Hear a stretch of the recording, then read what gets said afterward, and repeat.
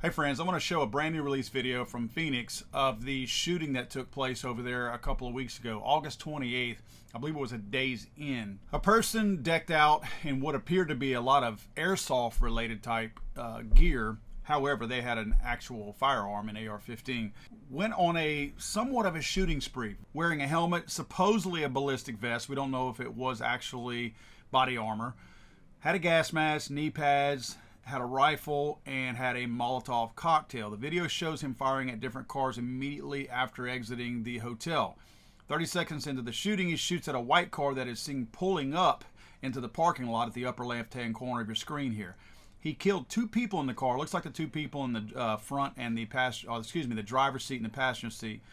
Three people also in the back seat. Looks like they exited the car and took off running. The victims, unfortunately, were identified as 44-year-old Carla Garzona and 36-year-old Miziel Areveo. The 24-year-old shooter continues to walk around the parking lot, and this guy's just randomly shooting. He's not looking for people. He's shooting at buildings and cars. He makes his way over to a restaurant, and he throws his Molotov cocktail at the restaurant window. The Molotov cocktail did not ignite, and he did not break the window. He went back over to the Days Inn front office, aimed his gun inside the Days Inn, but he didn't shoot anyone. I'm not expecting him or asking or pleading that he did shoot someone.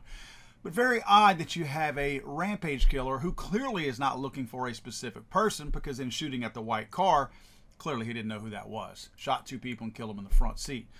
So going back to the hotel lobby, he's literally within a stone's throw of these people and doesn't shoot at them. Again, I'm glad he didn't. But if he's a true rampage killer looking to just kill as many people as possible, why didn't he try to kill as many people as possible? For another few minutes, he continues to fire his gun just randomly, shooting at buildings, at cars, just not even looking for people to shoot. He's just simply randomly firing off his gun, almost as if he's just trying to attract attention. Like he's just trying to get attention here. Not a target. He's trying to draw attention. Well, the cops end up showing up. You can see them fly by him. He's actually right behind this sign over here.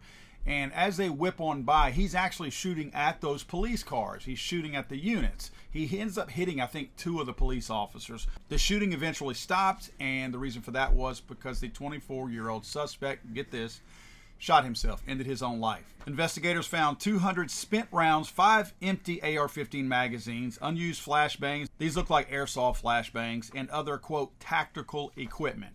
So you'll notice that they have what looks like some kind of a gas mask here. I really doubt this is a true ballistic helmet that he has, probably an airsoft helmet. But I'd like to point out and note a couple of things.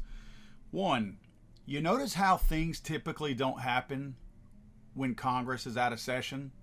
For everybody on the anti-gun side that sits back and says how many random shootings we have on the regular, you notice how when Congress takes an entire month of August off, you don't hear of it very much.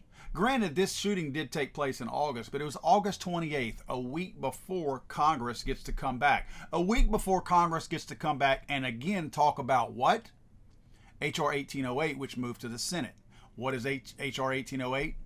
Assault weapons ban. Really odd timing, right? We checked off the AR-15. We checked off standard capacity magazines, 2 items that they want to ban. They mentioned that he has a ballistic or a tactical vest. They've called it 2 different things.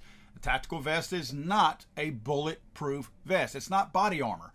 They're giving you that impression that it is, just like they say assault weapon and people automatically assume that it is an AR-15, made up term. When they say tactical vest, a lot of times there's an automatic implication that, oh, that must be body armor, and that is not the case. You can have these silly little cheesy vests that you just hang stuff on, and they have nothing to do with deflecting any kind of ammunition.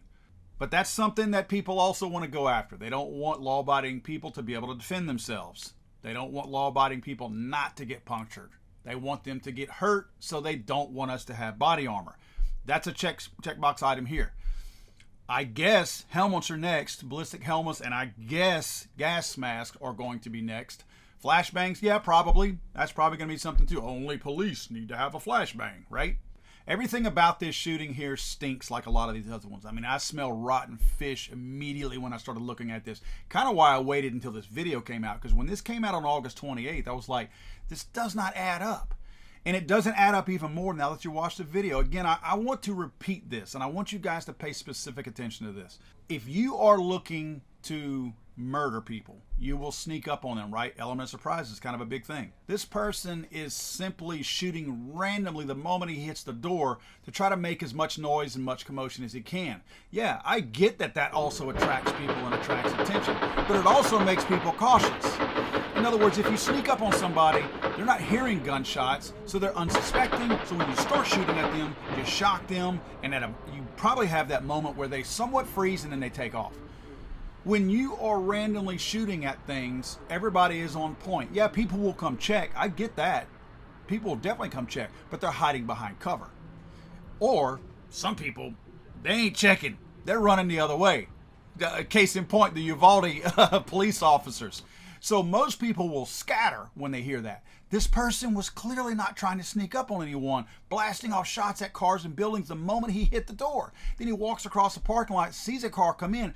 This was one of the few times that he actually aimed at a person and shot, killing the two people in the car. But then he just goes back to just shooting up in the sky at random buildings and the cars and whatnot. Again, not seeking out people. When he finally does seek people out and gets near them, and clearly where he obviously could have shot them, he doesn't shoot them. There's no evidence that he knew these people. These people were not accomplices of his. So why did not he shoot them? Clearly, whenever the cops come, yeah, he starts shooting at their cars. But again, it's less personal when you're shooting at a car. Even though you know somebody is driving that, it is still less personal. Having the opportunity to be face to face with a person is the only time he did not shoot his gun. You notice that? The only time he shot his gun was when it was a little bit less personal, when a person was inside a vehicle. Face to face with another human being, he never pulled the trigger. So what was the real intent here? If he had real purpose and intent, what was it? Because clearly it was not to kill as many people as he could. That was not the intent here. More on this to come, I'm sure, or it simply gets buried, because what they really wanted out of this was the fact that he used an AR-15 and he used a standard capacity magazine. They're going to throw in the tactical vest and all that kind of stuff as well. But they got the boxes checked off for this, so the details of it really aren't important to them at this point. I'm sorry, I thought this was America.